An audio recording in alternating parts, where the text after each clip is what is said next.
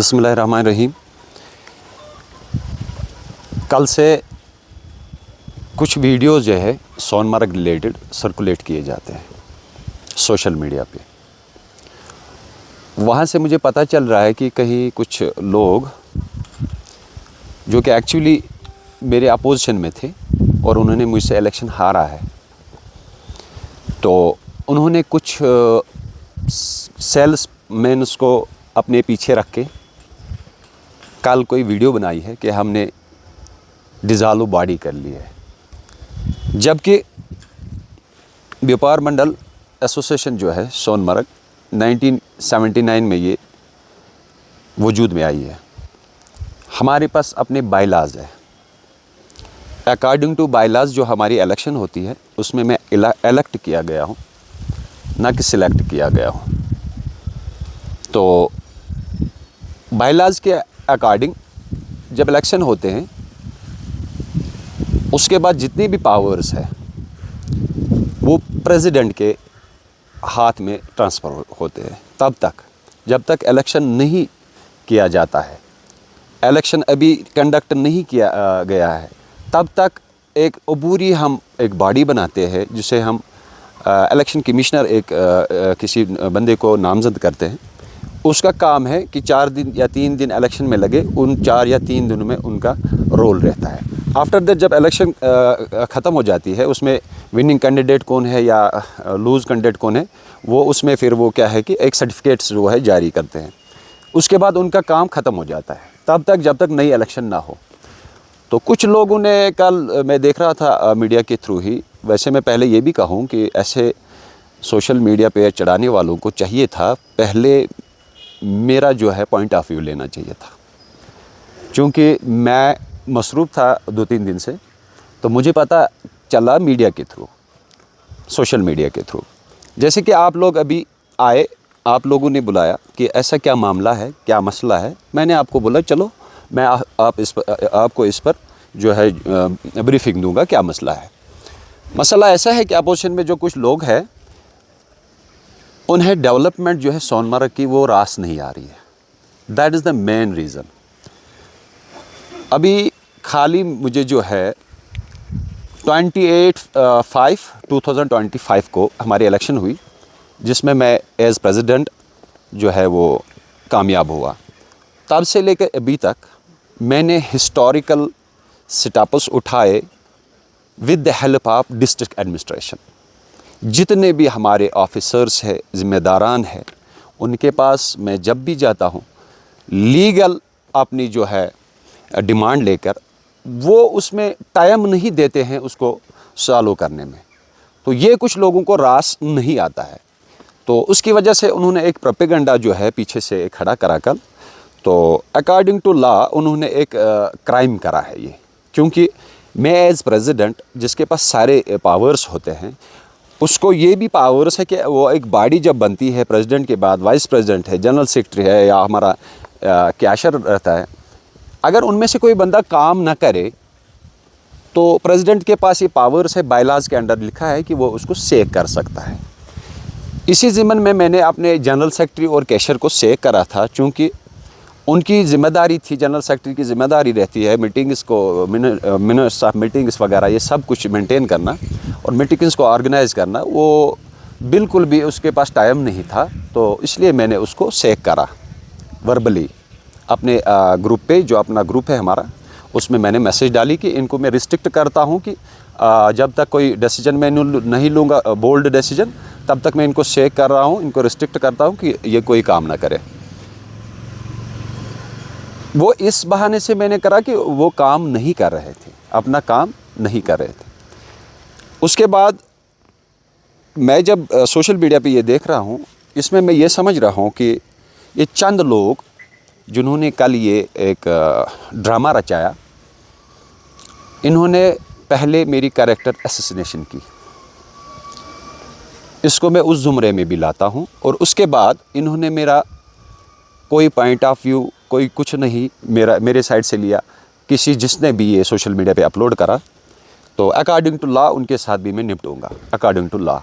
ऐसे ही मैंने इनके ख़िलाफ़ भी अकॉर्डिंग टू लॉ जो है अभी कार्रवाई करनी शुरू कर दी है।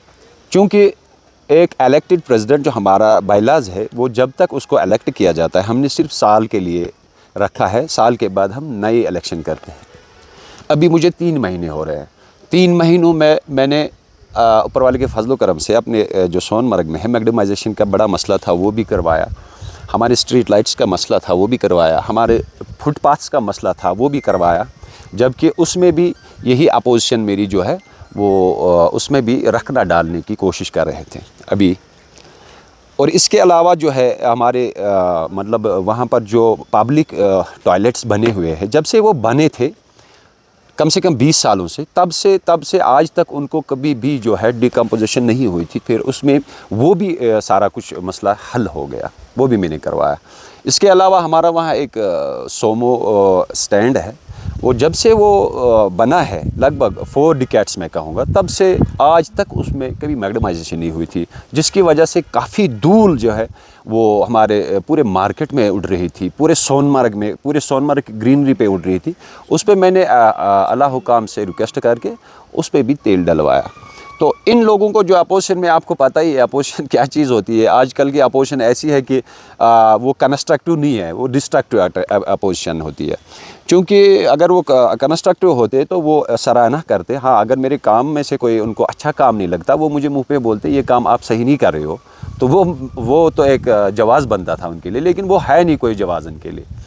उनको ये भी पता है कि हम 30 सालों से जेके बैंक की जो डिमांड कर रहे हैं वो भी हम 30 सालों से करते आए हैं, लेकिन अल्लाह के फजल करम से कल ही के दिन क्लस्टर हेड साहब ने जो है ऑफिशियल विज़िट करा हमारे बैंक ब्रांच का, और उन्होंने वहाँ से रिपोर्ट्स जो है वो भी सब कुछ ले लिए। कल के दिन की बात कर रहा हूँ मैं ये, जबकि मैं वहाँ अवेलेबल नहीं था। उन्होंने फिर मुझे कॉल पे बताया तो मैं अवेलेबल नहीं था। मसला इतना है कि ऐसे ये लोग जो है इनके पास कोई अथॉरिटी नहीं थी कि ये वाला सेटअप ये कोई उठा ले।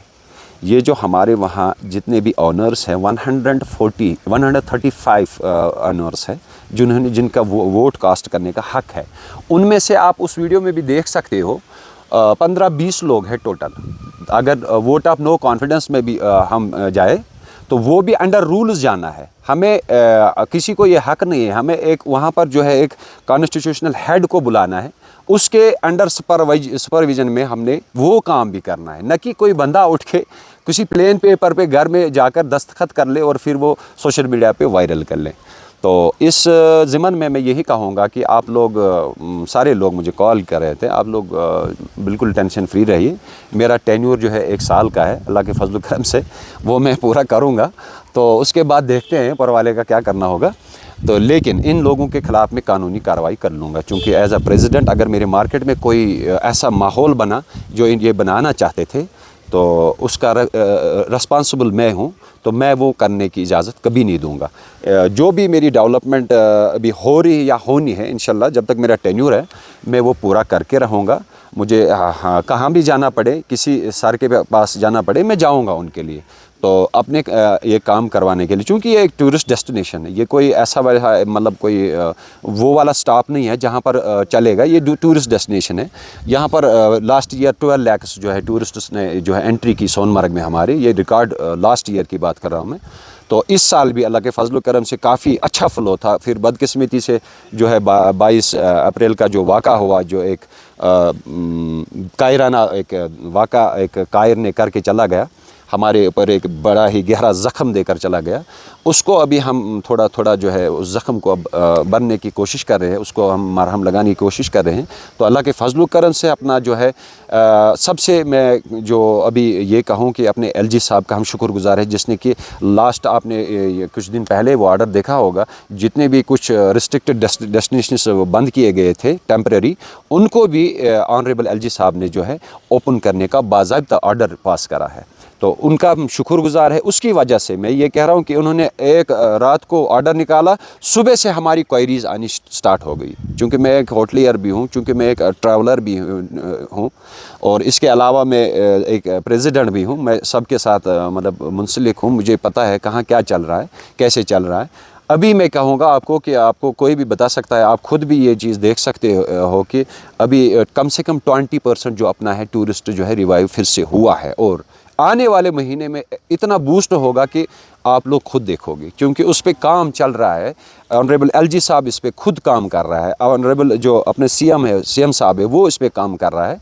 तो मैं उन आपके ज़रिए, आपके वसातत से उन सभी का शुक्रगुज़ार हूँ और उनसे फिर से गुजारिश करूँगा कि सर, जितना आप इसमें कोशिश कर रहे हैं, थोड़ा सा और इसमें अपना एफर्ट जो है वो डालिए, वो आप लोगों की मेहरबानी होगी। रहा सवाल ये जो सर्कुलेट वीडियो वगैरह किया जाता है, इनके ऊपर जो भी अंडर लॉ जो भी बन रहा है कानून, इनके ख़िलाफ़ कानूनी कार्रवाई होगी वो मैं इनके ख़िलाफ़ वो करवाऊँगा इंशाअल्लाह ताला।